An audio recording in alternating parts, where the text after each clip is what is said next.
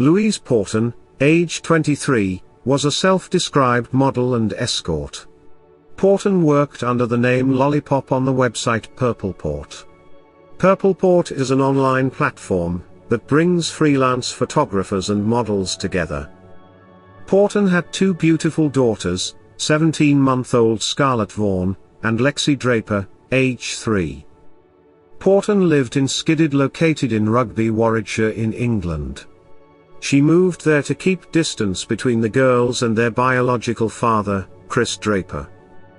Around the first week in January in 2018, Porton took Lexi to the hospital.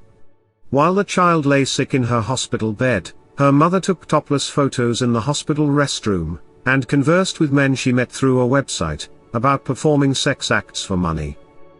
Lexi stayed in the hospital overnight for observation. Porton claimed the child was having fits, but the doctor could find nothing wrong with the child. She was sent home. Within 24 hours she called emergency services again, saying her daughter was not breathing. The physician on call noticed the child had a slight chest congestion, so he sent her home with medicine. On January 15 in 2018, Porton called emergency services again. She calmly told the operator that her daughter, Lexi, was not breathing. Ambulance service, is the patient breathing? No. They're not breathing? No. Okay. And who was it we're talking about? Lexi, she's 3. She's 3. Okay. Okay. So she's unconscious and she's not breathing. So help has been arranged, okay? When paramedics arrived at the home, little Lexi's skin was pale and mottled, she was cold, her lips were blue, and rigor mortis had already set in. She was pronounced dead at 12:50 a.m. On January 31, a social worker visited Porton to check on her other daughter, 17-month-old Scarlett. The social worker's report described the visit as normal, and nothing seemed wrong with the child. She noted the child was happy and healthy. Just 3 weeks after the death of Lexi, on February 1 in 2018, Porton called paramedics again. She told the operator that it wasn't urgent, that she was on the way to the hospital with her daughter, that she was asleep and she was worried. CCTV cameras captured Porton stopping to get gas right before calling paramedics.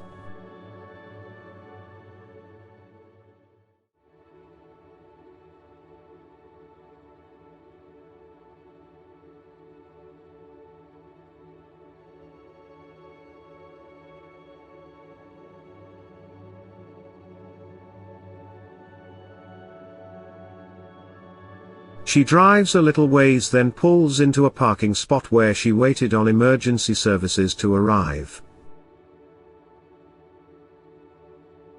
However, when paramedics arrived 9 minutes later, the child was already dead.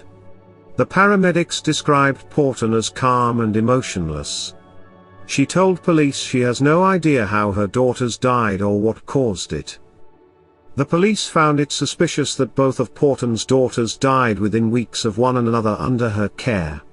In the UK, when a child under the age of 18 dies suddenly, an SUDC is launched. SUDC stands for Sudden Unexplained Death in Childhood. Authorities began an intense investigation. While the investigation unfolded, Porton and her mother, Sharon, got into a heated argument which resulted in Porton violently punching her mother in the face. Sharon posted numerous messages on Facebook about her thoughts after the incident. She posted, "I have always been there for you. And never ever said a bad word about you, so thanks for the punch to my head last night for sticking up for you. But no more. You've really hurt your own mom, so thanks, Lou." Another post read, "I really miss you so much. But being called a liar hurts me more than my own daughter punching me last night, and knocking me on the floor. Then telling me, I am no mother of hers. Thanks, Lou. And all I've done since my grandkids passed is stick up for you. So, thanks for hitting me." During the investigation, it came out that Porton searched the internet for 5 weird things that happen after you die, How long after drowning can someone be resuscitated, and can you actually die if you have a blocked nose and cover your mouth with tape? On March 20 in 2018, Porton was arrested and charged with 2 counts of murder. She denied killing her children. Her trial lasted 5 weeks at Birmingham Crown Court. Prosecutor Oliver Saxby QC opened the case saying, "The overwhelming inference is that Lexi and Scarlett died because someone deliberately interfered with their breathing. That someone can only have been this defendant." He continued, "They got in the way of her doing what she wanted, when she wanted, and with whom she wanted." The court heard how the escort offered to perform sex acts on a client while one of her daughters lay in the hospital, and joked with the man, "I had 2, now down to 1 right before the death of the second child." And how she kept up the fake facade that her daughters fell ill in her emergency calls, even though paramedics found them already dead, cold, and rigor mortis set in. CCTV footage was shown to the court, depicting the final moments. The first video shows Porton the night Lexi died.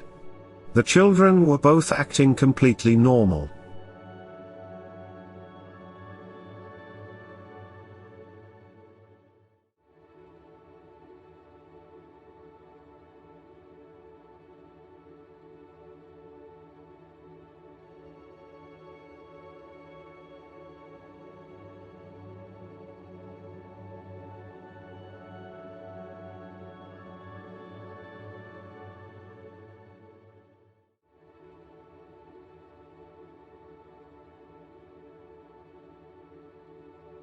This video was captured on the night Scarlett died. It's inside the gas station. Scarlett was left in the back seat.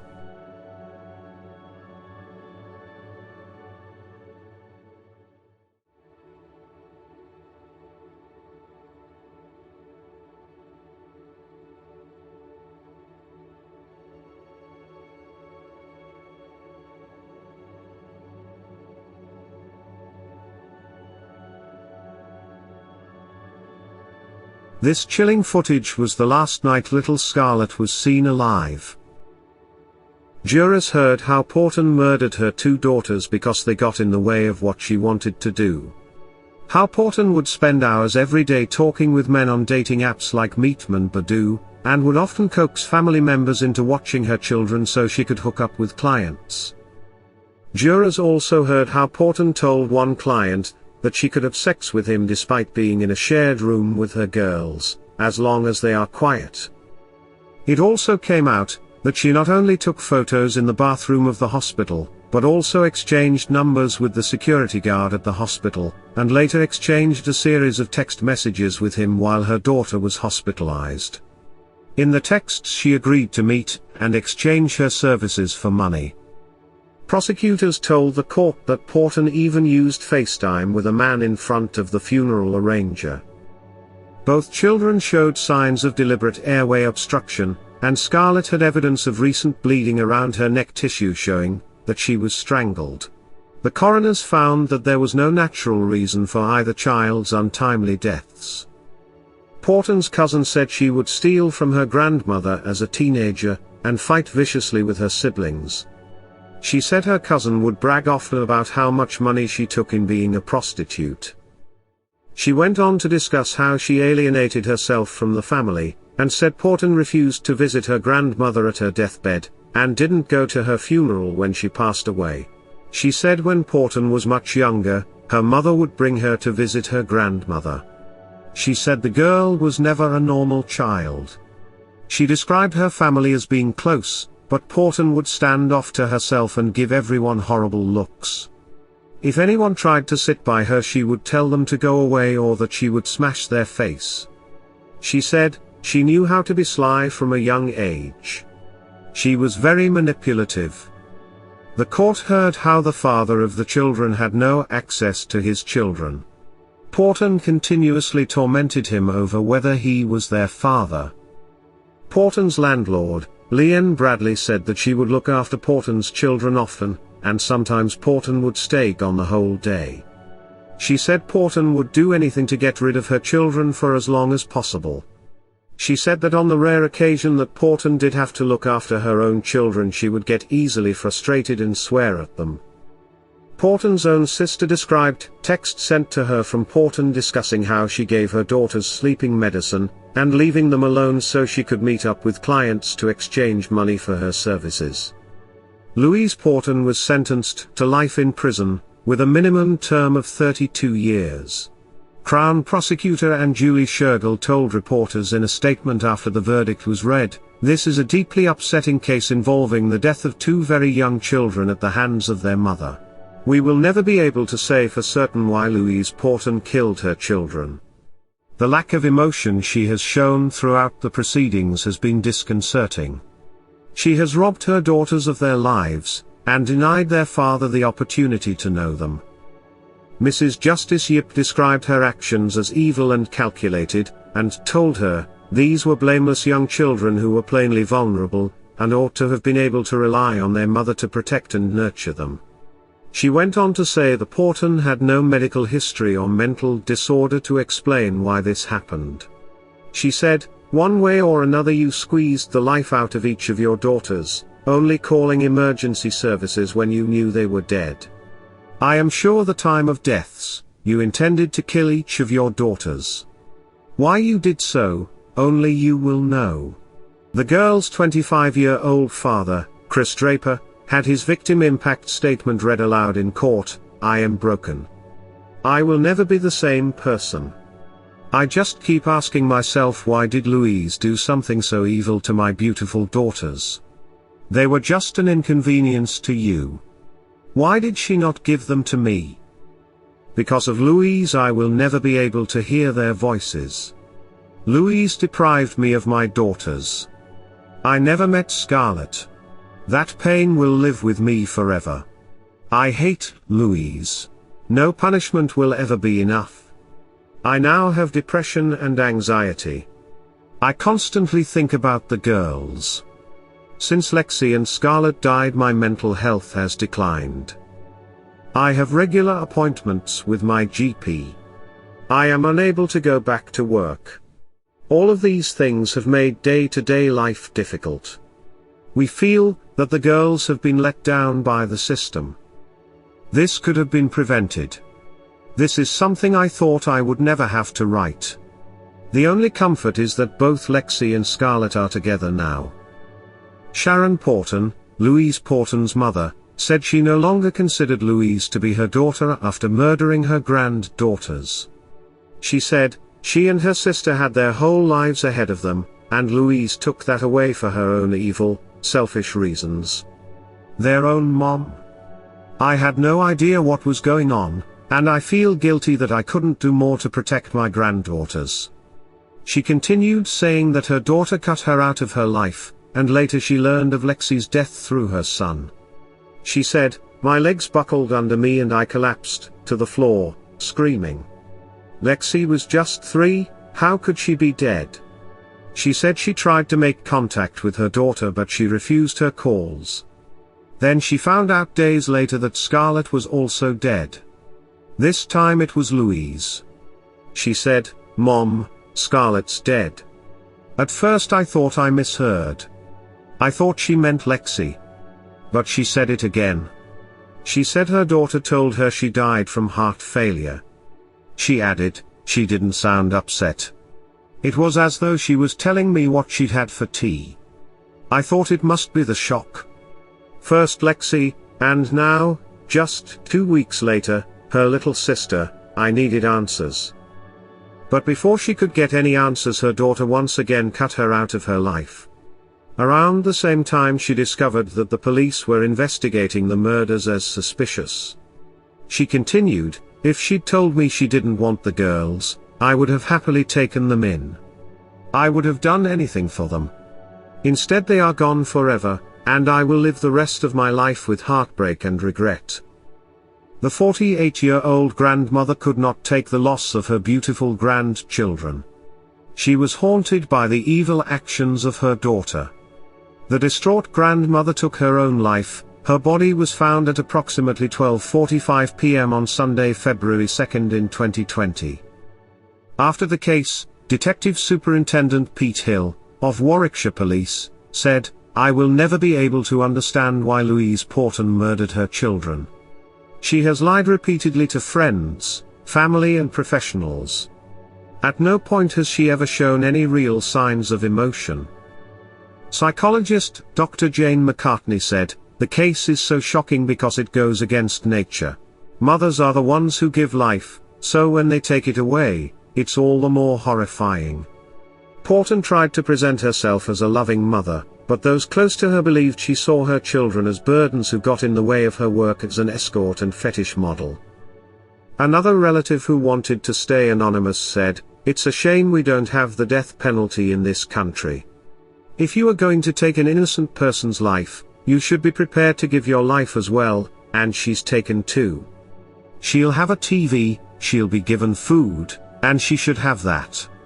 What do those poor girls get? If she comes out she's going to be in her 50s. It should be a life for a life." It took over a year for the bodies of Lexi and Scarlett to be released for the funeral. Chris Draper, the father of Scarlett and Lexi, paid tribute to his daughters at their funeral. He had the two little girls driven to their final resting place in a white, horse-drawn carriage. The horses were draped in purple, and inside the carriage were two tiny white coffins covered in beautiful wreaths. The father spoke at the funeral saying, "My girls are home now. Today your family lays you to rest, even though you should be there. Your daddy has sent you away in style, and everyone knows who you are, and to some people you are loved. You'll be missed but never forgotten. Sleep tight babies, Daddy has got you. Daddy will always have your back." Louise Porton will spend at least 32 years behind bars. Her prison stay has not been a pleasant one. She's been branded as scum by the other inmates, and during a relative visitation inmates were spitting on her. Louise Porton had two beautiful young daughters, Lexi and Scarlett. However, she didn't have time to care or nurture her daughters like a loving mother should want to do. Instead she smothered and strangled them to death, then tried to pretend they were sick. She is also indirectly responsible for her mother committing suicide. She is an evil, sick and twisted woman who deserves far more than 32 years. Hopefully her prison stay continues to be more progressively unpleasant. May Lexi and Scarlett rest in peace. That concludes this episode. Keep your eye out for the next volume, coming soon. If you enjoyed this video, consider subscribing. Thanks for watching.